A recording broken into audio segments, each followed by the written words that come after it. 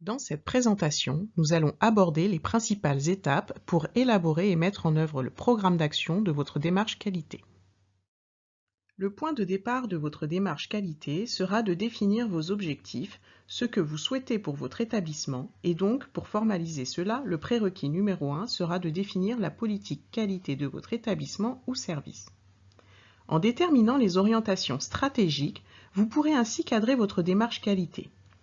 Tout commence donc par un état des lieux de ce qui est déjà en place, de ce qui existe et de ce qui pourrait être demandé.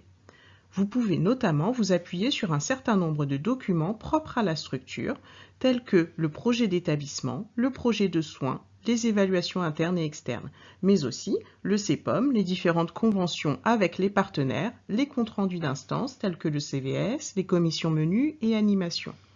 Vous devrez aussi vous appuyer sur les obligations réglementaires, les référentiels ou les comptes rendus de contrôle ou d'inspection. Ces formalisations permettent d'avoir une vision globale en connaissant bien le contexte de votre établissement, son environnement, les interfaces qui s'y jouent, et sont, tout comme le partage des valeurs et un engagement fort et affirmé de la direction, des éléments de réussite de la démarche qualité. De cette politique va découler votre programme d'action. Ce programme d'action, c'est l'ensemble de ce que vous allez mettre en œuvre dans le but d'atteindre les objectifs que vous vous êtes fixés. Pour préparer ce programme d'action, vous pouvez utiliser par exemple la méthode du QQOQ-CCP qui va vous permettre de décrire l'ensemble des aspects de votre programme.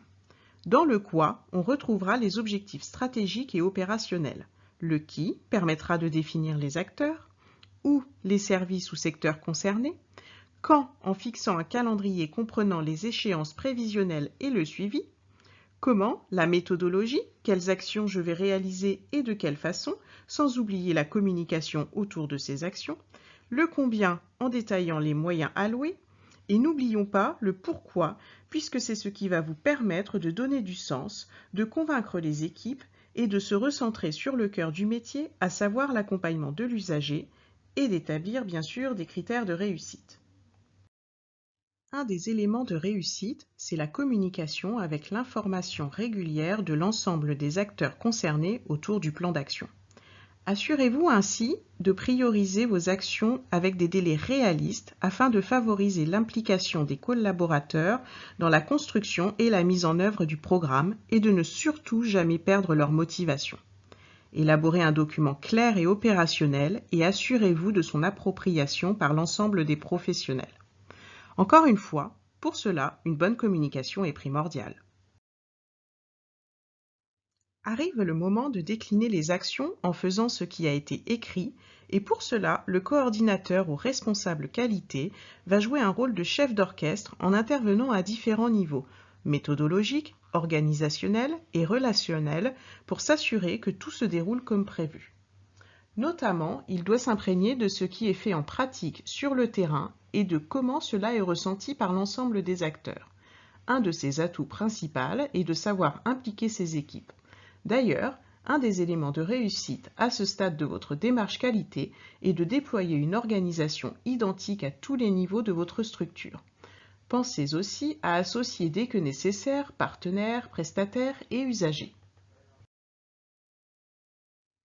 Le point d'orgue de votre démarche qualité est de vous assurer d'un suivi permanent de l'efficacité de vos actions et donc de votre capacité à atteindre vos objectifs.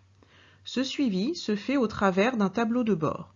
C'est une représentation visuelle et synthétique qui caractérise la situation à un instant donné et son évolution. Il doit avoir une lecture simple et efficace afin d'orienter vos actions et décisions. Pour élaborer votre tableau de bord, vous devez identifier des indicateurs qui vont vous permettre de suivre l'atteinte des objectifs. Vous pourrez ainsi mesurer l'avancement de votre démarche, repérer si la qualité et la sécurité sont maîtrisées, améliorer vos performances et optimiser la gestion de votre projet. Il existe des indicateurs de suivi du projet et de son efficacité. Par exemple, est-ce que la qualité perçue par l'usager est celle qu'il espérait ? Et de la même façon, au niveau de la structure, la qualité livrée correspond-elle à la qualité désirée? Les indicateurs peuvent concerner le taux de formation des professionnels ou encore le taux de respect à des critères ou exigences réglementaires. Petite astuce mémotechnique, choisissez des indicateurs SMART, spécifiques, qui soient en lien direct avec l'objectif, clairs et précis, mesurables, que l'on peut quantifier, atteignables, qui soient compatibles avec les compétences disponibles et suffisamment ambitieux pour motiver les acteurs, mais toutefois réalistes en tenant compte des contraintes afin d'éviter l'abandon, et temporels avec des délais définis, date butoir et échéance. Et ensuite, que se passe-t-il une fois que toutes les actions sont déployées?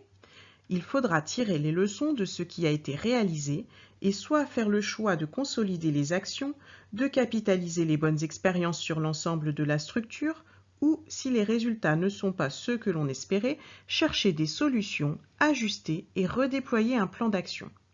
Quel que soit le chemin choisi, il faudra communiquer sur les résultats et de ce que l'on va en faire. Vous l'avez compris, l'objectif de la démarche qualité est de s'améliorer en continu. Les étapes de la démarche qualité sont classiquement représentées sous la forme du PDCA ou roue de l'amélioration continue. À l'étape du plan, initiation du projet, état des lieux et planification. Deuxième étape, le DO, former et sensibiliser les professionnels, déployer les actions. Troisième étape, le check, évaluer et analyser. Et l'étape du ACT, exploiter les indicateurs.